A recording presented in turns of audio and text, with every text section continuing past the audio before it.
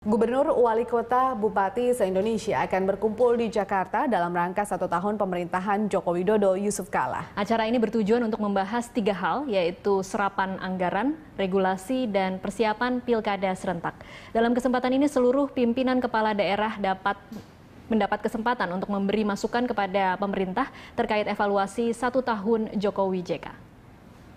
Pada tanggal 21 dalam rangka rangkaian 1 tahun pemerintahan Pak Jokowi, Pak JK, Presiden ingin mendengarkan masukan dan juga saran dan juga tentunya membahas tentang beberapa hal yang berkaitan dengan bagaimana antisipasi daerah menghadapi struktural reform atau perubahan yang mendasar di bidang regulasi. Maka akan diundang Bupati, Wali Kota, Gubernur se-Indonesia, akan dibagi menjadi 2 tahap pada hari yang sama.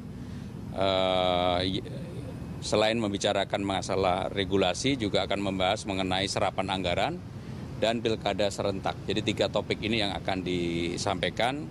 Selain itu, pada hari yang sama, sorenya para CEO atau direktur-direktur utama BUMN se-Indonesia akan dikumpulkan karena Presiden menginginkan untuk mendorong BUMN betul-betul tidak hanya menjadi pemain di kandang sendiri, tetapi juga harus dengan persiapan menuju masyarakat ASEAN dan juga regulasi kita yang sudah banyak akan mengalami perubahan dan BUMN betul-betul menjadi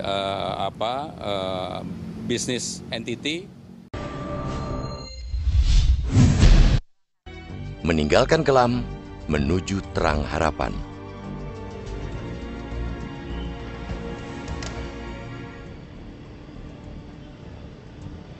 Salah satu penanda penting dari peristiwa yang melatari lahirnya tahun baru Hijriah ialah momentum pembaruan dan transformasi.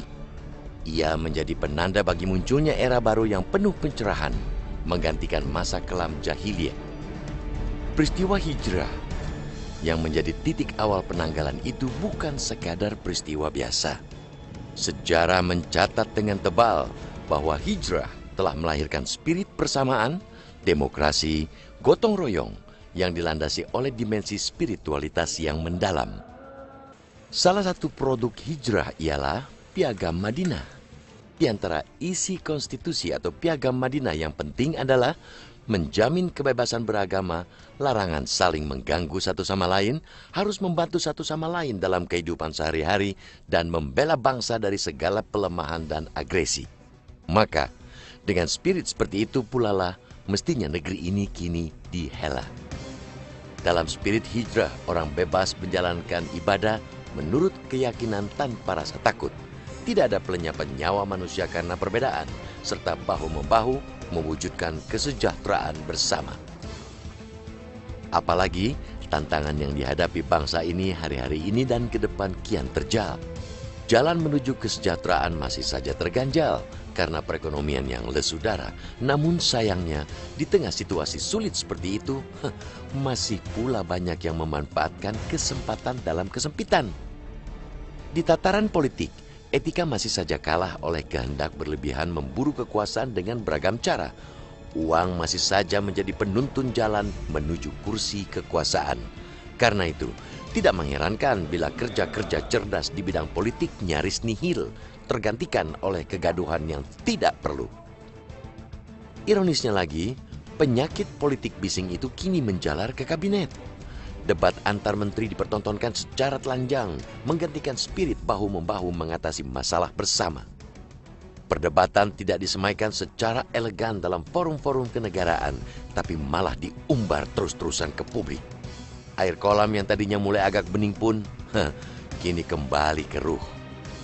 Kegaduhan itu membuat serangkaian kebijakan penyelamatan bangsa ini dari krisis ekonomi ikut terganggu. Rakyat yang telah berbulan-bulan menahan diri untuk mengonsumsi segala kebutuhan secara ala kadarnya karena nyaris kehilangan daya beli, dibuat kian gigit jari karena para elitnya tak peduli.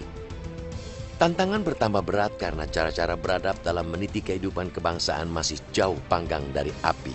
Tengoklah bagaimana jutaan manusia mengalami sesak napas, terkurung di rumah, terkurangi hak mendapatkan pendidikan secara penuh karena asap yang enggan berlalu. Asap itu muncul lebih karena cara barbar membakar lahan dan hutan demi mereguk keuntungan pribadi. Pada titik itulah kita mengetuk hati para pemimpin agar insaf, bahwa ruang kebebasan yang memungkinkannya berkuasa hanya dapat dipertahankan sejauh dipertautkan dengan tanggung jawab dan penghormatan pada rakyat. Berhijrahlah meninggalkan dan menanggalkan segala laku yang mengkhianati spirit perjuangan bangsa demi meraih kebahagiaan dan kemakmuran bersama, bukan kebahagiaan dan kemakmuran orang per orang.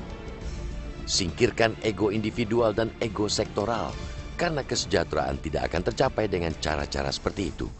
Bermula dari keinsafan para pemimpin di pusat teladan, kita berharap akan mengalir berkah ke akar rumput, membawa bangsa keluar dari kelam krisis menuju terang harapan. Pemerintahan ini telah berusia 1 tahun. Inilah saatnya berhijrah menuju pemerintahan yang lebih baik demi mewujudkan harapan rakyat akan kemajuan dan kesejahteraan bersama. Selamat Tahun Baru 1437 Hijriah.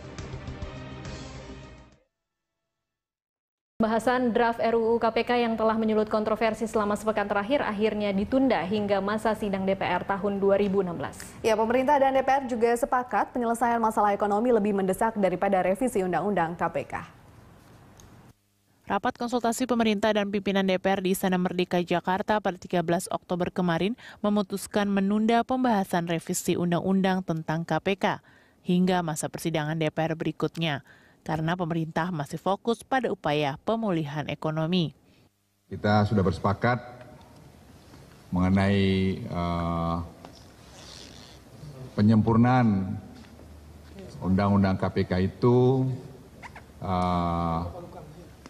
Kita masih menunggu pada persidangan yang akan datang, karena pemerintah merasa masih perlu masih melihat ekonomi ini berjalan dengan baik, proses recovery dari ekonomi ini. Luhut menilai pembicaraan dengan DPR berlangsung tanpa ada tekanan dua pihak. Sementara itu, Ketua DPR Setia Novanto mengatakan penundaan pembahasan revisi Undang-Undang KPK tersebut lantaran saat ini DPR masih disibukkan oleh pembahasan RAPBN tahun 2016 yang harus segera diputuskan pada bulan Oktober ini. Yang disampaikan Pak Luhut sesuai antara DPR dengan pemerintah, karena ini merupakan satu kesatuan yang harus kita perhatikan bersama, dan tentu pertemuan ini memberikan suatu gambaran besar sehingga persoalan-persoalan yang berkaitan dengan penyempurnaan KPK itu kita bisa laksanakan setelah semuanya itu bisa selesai dengan sebaik-baiknya, karena semuanya ini tentu kita perhatikan khususnya bagaimana kita akan memperkuat KPK ini akan lebih baik.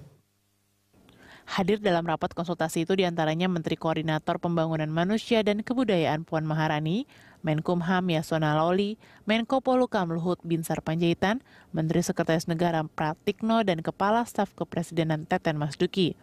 Sementara dari pihak legislatif, semua pimpinan DPR hadir. Yuliana Wan, Bobi Tobing, Berita 1, Jakarta.